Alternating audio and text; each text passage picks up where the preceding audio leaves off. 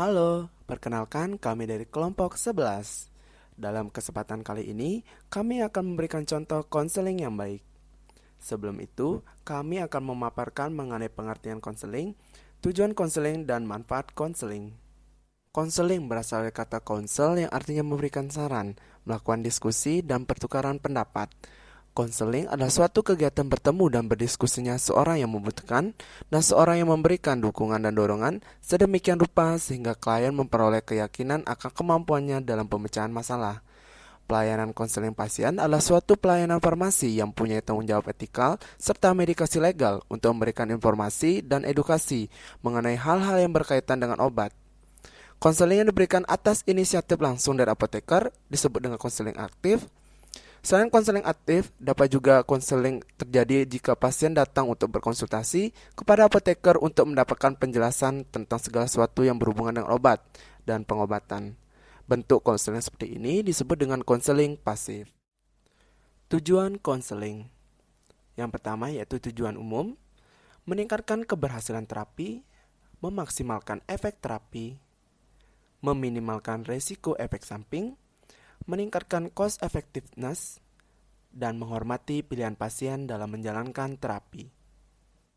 Tujuan khusus: meningkatkan hubungan kepercayaan antara apoteker dengan pasien, menunjukkan perhatian serta kepedulian terhadap pasien, membantu pasien untuk mengatur dan terbiasa dengan obatnya, membantu pasien untuk mengatur dan menyesuaikan dengan penyakitnya, meningkatkan kepatuhan pasien dalam menjalani pengobatan, mencegah atau meminimalkan drug-related problem, meningkatkan kemampuan pasien untuk memecahkan masalahnya sendiri dalam hal terapi. Kemudian Anda mengerti permasalahan dalam pengambilan keputusan, dan membimbing dan mendidik pasien dalam menggunakan obat sehingga dapat mencapai tujuan pengobatan dan meningkatkan mutu pengobatan pasien. Manfaat konseling bagi pasien yaitu menjamin keamanan dan efektivitas pengobatan, mendapatkan penjelasan tambahan mengenai penyakitnya, membantu dalam merawat atau perawatan kesehatan sendiri, membantu pemecahan masalah terapi dalam situasi tertentu, menurunkan kesalahan penggunaan obat, meningkatkan kepatuhan dalam menjalankan terapi, menghindari reaksi obat yang tidak diinginkan, dan meningkatkan efektivitas dan efisiensi biaya kesehatan. Manfaat konseling bagi apoteker yaitu menjaga citra profesi sebagai bagian dari tim pelayanan kesehatan, mewujudkan bentuk pelayanan asuhan kefarmasian sebagai tanggung jawab profesi apoteker, menghindarkan apoteker dari tuntutan karena kesalahan penggunaan obat atau medication error, dan suatu pelayanan tambahan untuk menarik pelanggan sehingga menjadi upaya dalam memasarkan jasa pelayanan. Prinsip dasar konseling. Prinsip dasar konseling adalah terjadinya kemitraan atau korelasi antara pasien dengan apoteker, sehingga terjadi perubahan perilaku pasien secara sukarela. Pendekatan apoteker dalam pelayanan konseling mengalami perubahan model pendekatan, dari pendekatan medical model menjadi pendekatan helping model. Setelah mendengarkan pemaparan mengenai konseling, sekarang mari kita simak bersama video mengenai konseling yang baik. Selamat menonton! Selamat pagi Pak, selamat datang di Apotek Farmasi Udayana. Silakan yang sanitizer dulu Pak ya.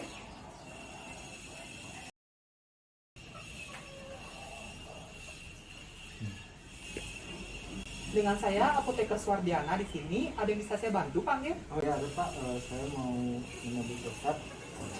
Ini resepnya. Oh baik, saya lihat dulu Pak ya resepnya.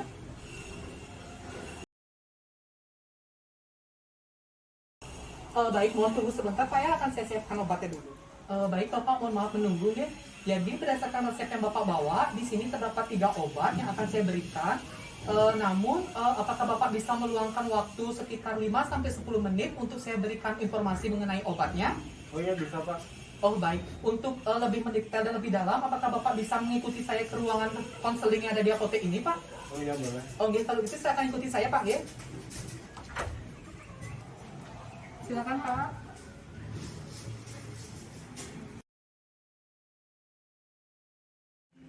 Baik Bapak, terima kasih karena telah bersedia untuk meluangkan waktunya. Sebelumnya saya ingin memverifikasi apakah benar ini dengan pasien atas nama Bapak Bangki tadi, usia 24 tahun dan beralamat di Jimbaran. Betul Pak. Oh berarti dengan Bapak sendiri nggih? Jadi izin bertanya Pak, sebelumnya kapan Bapak, apakah Bapak pernah ke dokter sebelumnya atau kapan ke dokternya? Saya ke dokter kemarin dan saya dikasih resep. Oh, resepnya nih ke. Oke, izin bertanya lagi Pak, apakah sebelumnya Bapak pernah diberikan informasi mengenai obat yang akan diberikan oleh dokter Pak?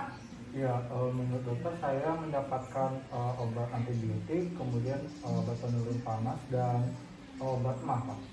Oh, Bapak emang ada riwayat mah atau tidak Pak?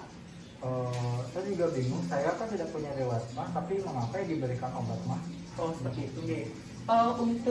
Saya bertanya lagi Pak, G, apakah sebelumnya juga dijelaskan bagaimana cara penggunaan obat yang akan diberikan Pak? Terkait cara penggunaan obat, kata dokternya akan dijelaskan oleh apoteker yang ketika saya nanti menebus selesai. Oh, seperti itu. Dan apakah Bapak juga sudah dijelaskan apakah harapan yang akan didapat setelah menggunakan obat itu Pak?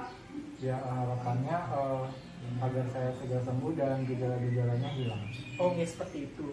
Baik Bapak, terima kasih karena sudah menjawab saya sebelumnya. Jadi saya informasikan sedikit Pak. Jadi berdasarkan resep dokter ini, Bapak didiagnosis menderita infeksi saluran kemih. Jadi Bapak ada rasa sakit itu nggak di bagian bawah sini Pak, ke kemih ini? Betul. Oh, dari kapan kok boleh tahu sakitnya Pak? Dikurang 3 hari belakangan ini. Apakah ada gejala-gejala seperti demam atau mual muntah seperti itu Pak? Ya, demam, kemudian mual muntah sih tidak, hanya ketika berkemih rasa tidak tuntas. Oh, catatan ada rasa sakit itu ya saat berkemih ya? Oh, iya. Jadi benar berdasarkan diagnosis Bapak diagnosis menderita infeksi saluran kemih. Jadi di sini dokter memberikan 3 jenis obat Pak G. Jadi benar yang berdasarkan Bapak bilang tadi. Jadi pertama dokter memberikan obat antibiotik. Yang kedua dokter memberikan obat untuk penurun panas atau demamnya atau juga sebagai anti nyeri juga bisa. Dan di sini juga dokter memberikan sirup untuk proteksi lambungnya. Jadi di sini saya menjelaskan mengenai obatnya satu-satu Pak Git. Yang pertama dari antibiotik ini sendiri. Jadi Nike namanya antibiotik ciprofloxacin 250 mg. Jadi nanti Bapak bisa mengonsumsinya sebanyak 2 kali sehari 1 kapsul saja. Setelah makan Pak G. Jadi karena ini obat antibiotik, jadi Bapak wajib habiskan dengan estimasi karena Bapak mendapatkan 6 kapsul, jadi sekitar 3 harian Pak G.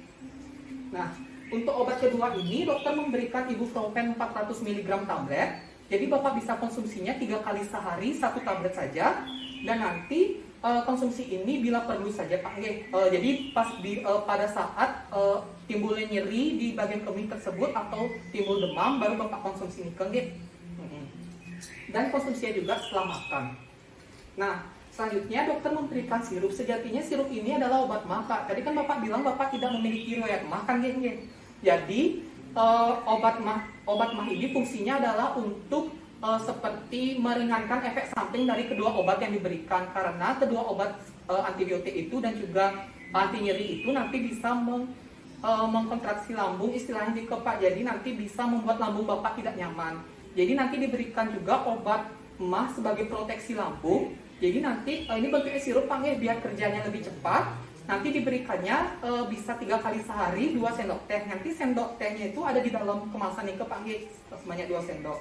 Nah, untuk pemberiannya nanti bisa diberikan 1 jam sebelum makan Pak G. Jadi Bapak minum sirupnya ini dulu 2 sendok teh. 1 jam kemudian baru makan. Setelah makan itu langsung minum antibiotik dan juga ibuprofen anti nyerinya nih ke Pak G. Jadi di sini juga selain obat-obatan ini, di sini saya sarankan juga Bapak untuk saya memberikan tips untuk bisa membuat kesembuhan Bapak itu lebih cepat atau biar cepat sembuh lah istilahnya Pak G. Jadi di sini saya memberikan tips. Jadi Bapak kalau minum tuh gimana Pak G? Maksudnya minumnya kayak dikit-dikit gitu apa gimana? Ya sih, efeknya saya juga jarang minum. Oh seperti itu. Nah itu sih penyebab faktor pemicu sih Pak ISK tersebut, infeksi saluran kemih itu. Jadi nanti saya sarankan Bapak minimal minum 2 liter air putih sehari Pak G. Jadi harus kebutuhan air putih Bapak tuh harus cukup biar cepat sembuh gitu nanti. Nah juga Bapak perokok apa tidak Pak G?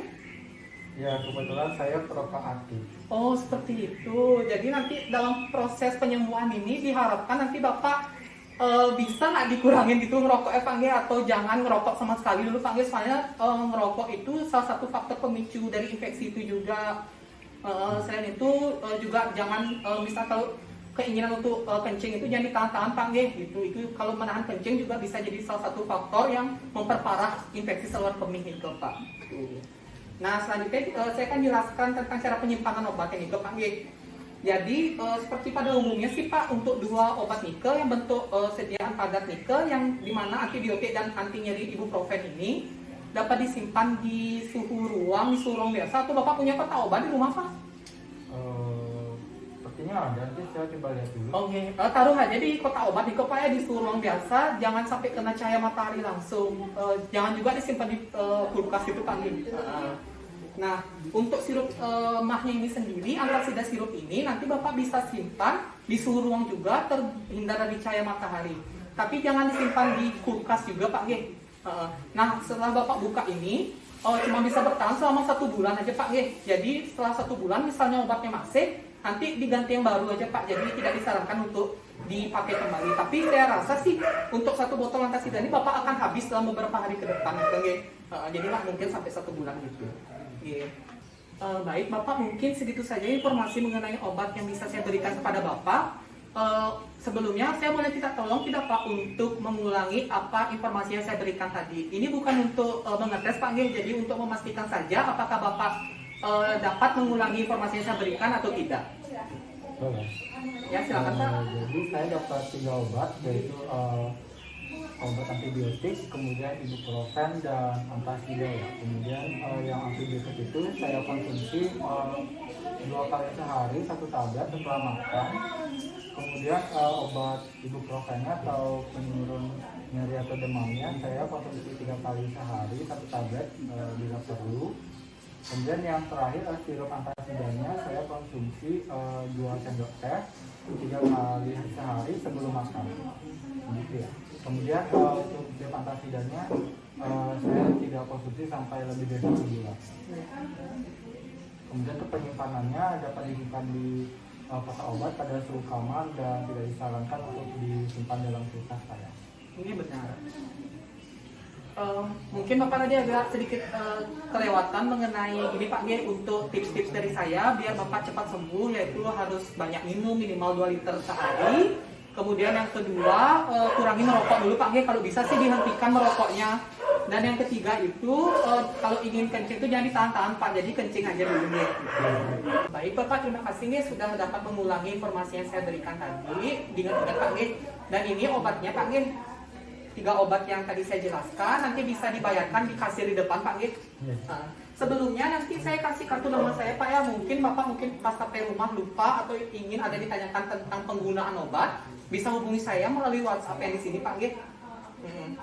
Jadi nanti bisa dihubungi saya saja jika Bapak lupa untuk cara minumnya atau lupa obat ini cara pakainya di mana, gitu boleh hubungi saya saja ya. Saran saya juga nanti kalau selama 3 hari mendatang itu Bapak tidak baikan atau gejala dan tanda itu Bapak masih seperti masih sakit di bagian kemih, masih demam atau mual muntah seperti itu Pak, jadi saya sarankan untuk ke dokter kembali Pak G untuk dipantau lebih lanjut lagi. Mungkin sebelum saya mengakhiri ini ada yang ingin ditanyakan dulu Pak? Sebenarnya sudah jelas, terima kasih Pak. Oh, ya sudah jelas berarti G. Ya. Jadi Bapak sudah bisa bayar nanti di depan Pak G. Mari saya antar untuk keluar Pak G. Terima kasih Pak G, sehat selalu ya. Semoga Bapak sembuh.